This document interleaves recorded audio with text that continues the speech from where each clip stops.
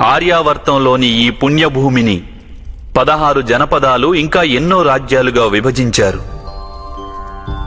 కానీ ఇక్కడి ప్రజలకు ఈ విషయం నేటికీ తెలియదు. వాస్తవానికి వారందరూ ఒక రాజ్య ప్రజలేనని. కానీ ఇప్పుడు ఇకపై సమస్త ఆర్యావర్తంలో ఒకే శాసనం ఉంటుంది మహామంత్రి. ఒకే వ్యవస్థ ఉంటుంది. ఒకే రాజుంటాడు. అలాగే ఆ రాజ్యానికి ఒకే పేరుంటుంది. ఒకే విధమైన సిద్ధాంతం, ఒకే విధమైన రాజ్యాంగం ఉంటుంది. ఈ భూమిపై ఒకే ధ్వజం ఉంటుంది. అందరికీ ఒకే విధమైన న్యాయం ఉంటుంది.